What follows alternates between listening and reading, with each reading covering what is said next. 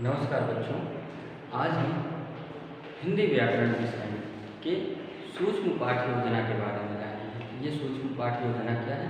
ये हिंदी व्याकरण का एक जो है बेसिक, एक सूक्ष्म जो है एक बहुत ही छोटा ज्ञान हमको देता है, जो हम सब्जेक्ट को, हम विषय को पढ़ने के पहले, उनके चैप्टर्स को, उनके पाठ को पढ़ने से पहले हम उस विषय के बारे में छोटी छोटी जानकारियाँ इकट्ठा करते हैं। वही है हमारा सूक्ष्म पाठ्य योजना। ठीक है, तो इस वीडियो में हम हिंदी व्याकरण विषय में क्या करेंगे, छोटे छोटे तत्व के बारे में जानेंगे, जो कि बहुत ही आवश्यक है, जो महत्वपूर्ण तथ्य है हमारे इस विषय के लिए।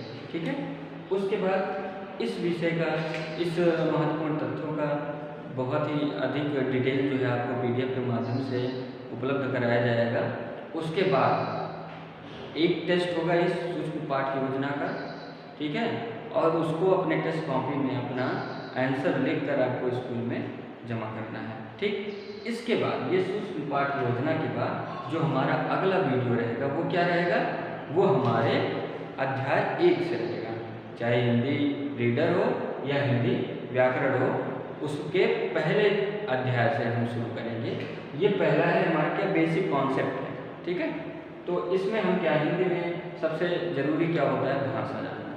ठीक है, भाषा किसे कहते हैं? जिस साधन से हम अपने विचार लिखकर या फिर बोलकर किसी अगले को प्रकट करते हैं, वही हमारा भाषा होता है। जैसे हमने ये लिखा, ठीक है, हमने लिखा, अपने विचार को लिखकर हम आपके सामने प्रस्तुत कर रहे हैं, तो ये हमारी भाषा है। कौन सी भाषा है? लिखित भाषा है।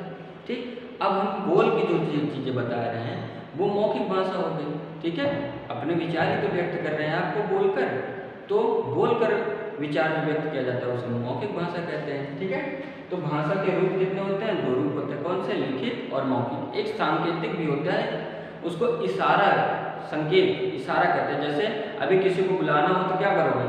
ऐसे बुलाओगे इशारा करके ना, तो ये क्या है? सांकेतिक भाषा है। ठीक है, लेकिन मुख्यतः 2 ही प्रकार की भाषा होती है, लिखित और मौखिक। लिखित कौन सी होती है? जो लिखकर अपने विचार प्रकट किए जाते हैं, वो लिखित भाषा होती है। मौखिक कौन होती है? जो बोलकर।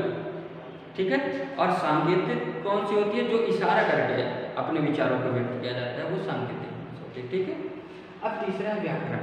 भाई हम भाषा पढ़ेंगे तो हमें भाषा को शुद्ध करने के लिए, ठीक है, अपनी बात को, अपने विचार को स्पष्ट रूप से दूसरे के सामने प्रस्तुत करने के लिए हमें व्याकरण की बहुत आवश्यकता होती है। इसीलिए व्याकरण हर भाषा में, हर लैंग्वेज में एक ग्रामर का पोर्शन रहता है। ठीक है, व्याकरण इसीलिए बहुत जरूरी है। ठीक, व्याकरण किसे कहते हैं? वह शास्त्र जो भाषा के बारे में शुद्ध रूप से लिखना, बोलना, पढ़ना सिखाता हो, वही क्या कहलाता है? व्याकरण कहलाता है। व्याकरण के भेद होते हैं। व्याकरण में हम 3 तरह से पढ़ते हैं, 3 प्रकार पढ़ते हैं। कौन से? वर्ण विचार पढ़ते हैं, ठीक है, जिसमें स्वर और व्यंजन आते हैं, अगर हिंदी भाषा है तो। ठीक है, और इंग्लिश अगर है तो उसमें क्या करते हैं? उसमें हम वॉवेल, कॉन्सोनेंट ये पढ़ते हैं। ठीक है, और सेकंड है शब्द विचार। ये वर्ड के बारे में जानेंगे, जो ये वर्णमाला से बड़ा होता है वर्ड। ठीक है, इन्हीं वर्णमालाओं से मिलकर हम क्या करते हैं? वर्णों से मिलकर हम शब्द बनाते हैं। ठीक है, उसके बाद लास्ट हमारा क्या आता है? वाक्य विचार। इसमें क्या करते हैं? हम शब्दों को इकट्ठा करके, शब्दों को जोड़ जोड़ के हम वाक्य बनाते हैं, वो भी कैसे? शुद्ध। ठीक है, तो ये हमारा सूक्ष्म शिक्षण योजना थी, सूक्ष्म पाठ्य योजना थी। अब इसका PDF आपको उपलब्ध कराया जाएगा और फिर टेस्ट होगा। हमने जैसे आपको बताया कि टेस्ट कॉपी में लिख के टेस्ट को, आंसर को स्कूल में सबमिट कराइएगा। Thank you.